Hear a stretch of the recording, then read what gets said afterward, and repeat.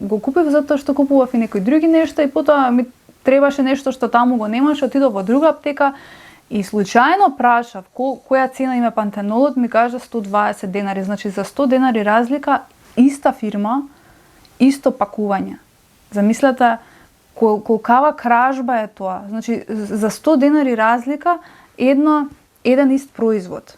И по тоа ќе видиме дека преку такви работи се прават огромни манипулации на луѓето и затоа е многу важно.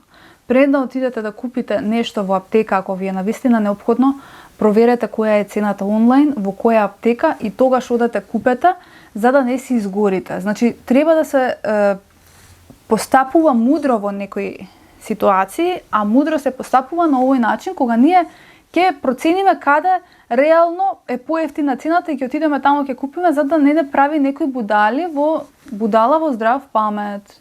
Бог и Библијата вели бидете мудри како змии, а добри како гулаби. Ако не внимаваме ќе се изгориме на многу начини финансиски и енергетски и така натаму. Погледнете го ова видео во прилог кој што следи, ќе откриете многу вистини за фармакотерапијата, а ние се гледаме на крај за тоа да видиме што вели Библијата за се ова што го зборував до сега.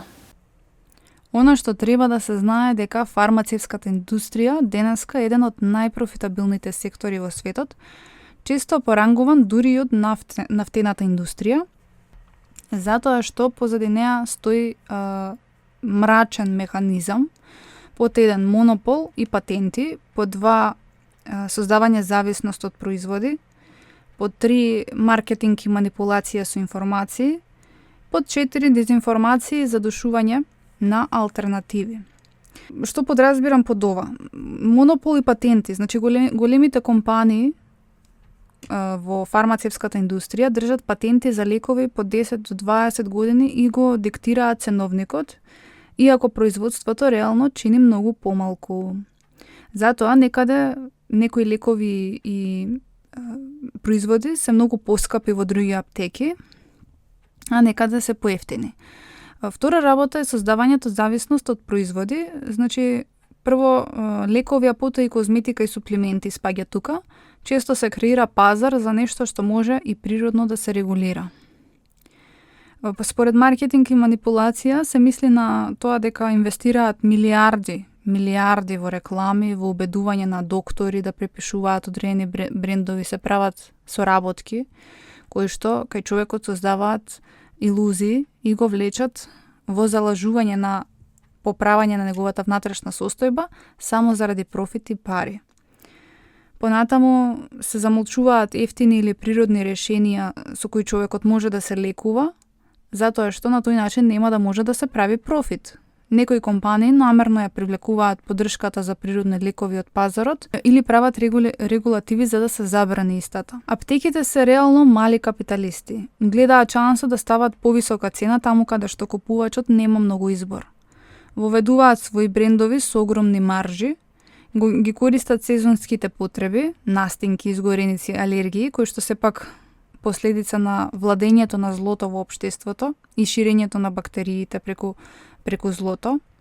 И на тој начин се креваат повисоки цени на истите производи кои што се неопходни кај човекот, во што мисли дека му се неопходни, исто како што училишниот прибор се зголемуваат цените на основните потреби за училиштето, како тетрадки, моливи, пенкалца, фломастери и слично, во периоди кога треба да се започне школска година, на ист начин фармацевската индустрија го прави тоа во сезони каде што на човекот му се потребни одредени лекови. Дали тоа е за грло, за нос и така натаму.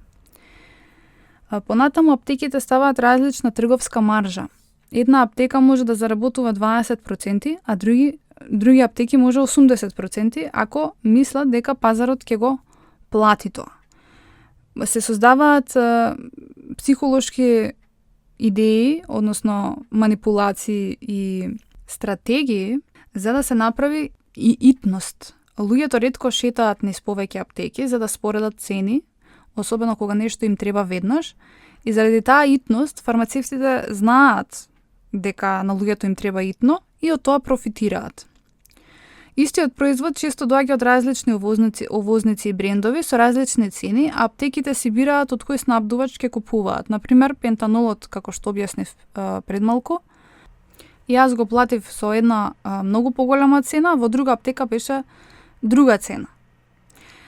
Зашто го зборувам ова? За да можеме сите да се заштитиме од лагите и од лажните влијанија на ваквите доминантни профитирачки индустрии, да се споредуваат цени онлайн во неколку аптеки ако навистина имаме неопходна потреба од нешто. Јас во животот мој не сум пиела апчиња и избегавам да ги пијам тие вештачки прашоци, меѓутоа понекогаш при менструална болка знам да се напијам, да речам, одредено апче за болка, но и тоа гледам да го регулирам или каде што можам да издржам болката, ја издржувам до крај и со методи на внатрешно смирување, на конекција со Бога, со молитва, со одење во природа, на некој начин знам да ја регулирам таа болка со внатрешни психолошки, душевни, намерни влијанија за внатрешно да си помогнам, значи не барам алтернативно решение од аптеки за да мене ме лекува, затоа што знам дека сето тоа е штетно.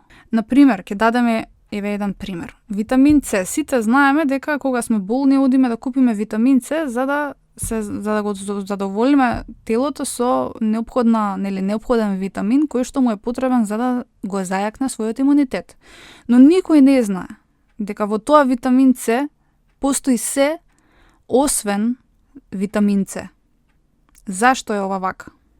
Затоа што во капсулите што ги гледаме од витамин С има така наречена аскорбинска киселина и тоа е главната активна состојка. Останатите состојки што се во апчето се нарекуваат помошни супстанции и тие служат за да се направи капсулата стабилна, да се стврдне, да може да се проголта и да трае. Значи тоа е целата суштина. Например, почетната суровина е гликоза, шеќер. Најчесто од пченка, која што пченката содржи ГМО, и најчесто доаѓа од Кина или САД, во која што се произведува на еден масовен, преработен и вештачки начин, за да се добие во големи количини.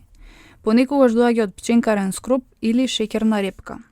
Се ставаат ферментација на бактерии, односно гликозата се претвара во сорбитол, во сорбоза со помош на специфични бактерии, се ставаат хемиски процеси, значи се даваат разни киселини, односно така наречени реагенси за да се изолира и стабилизира аскорбинската киселина.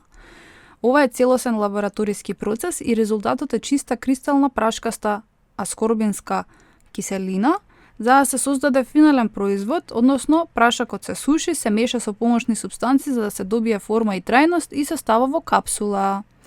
И што доаѓаме до заклучок дека ние внесуваме само прашкасти материи кои што врска немаат со витамин С, затоа што природниот витамин С доаѓа од овошјето и зеленчукот. Тоа значи дека ова не е природен извор кој што на нас реално ни е потребно на телото, значи не доаѓа од лимон, од портокал или шипка, туку доаѓа од индустријска ферментација на гликоза. Втора работа, ГМО ризик. Најголем дел од индустријскиот витамин С е направен од ГМО пченка.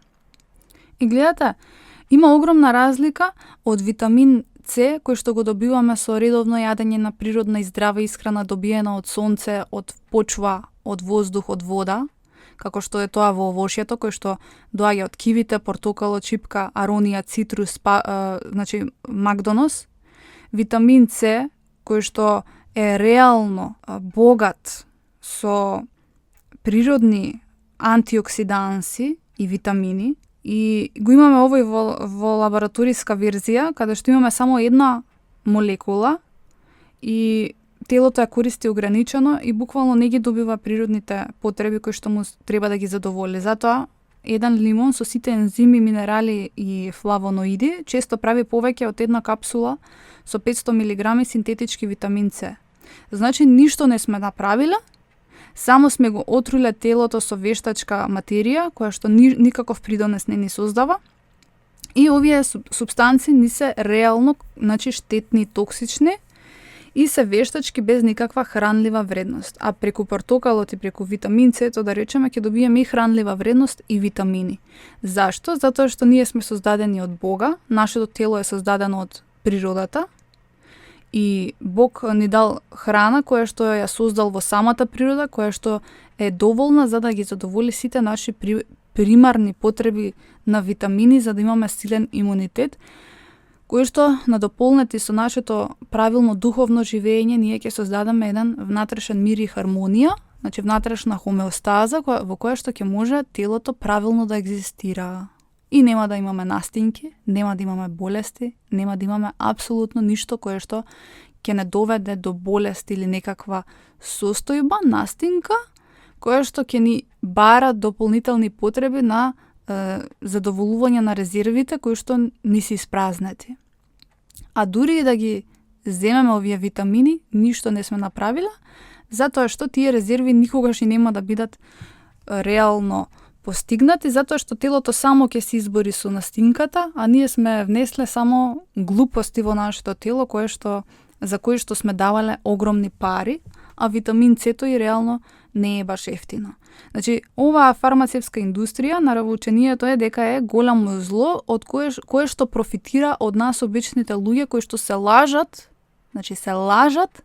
дека нешто задоволуваат и прават кај себе, а впрочем не прават ништо и само си ги трошат своите заработени пари од својата вложена енергија целиот месец и страдањето кое што го живееме и работиме во тие институции, заради кои што си ги носиме болестите дома, гледате, се влечеме самите во синџирот на уништувањето на својот имунитет и давањето на парите кои што сме ги заработиле таму, повторно на некои материјалисти, и ние сме во синџир на едно непрекинато зло кое што ни ја јаде и душата и телото.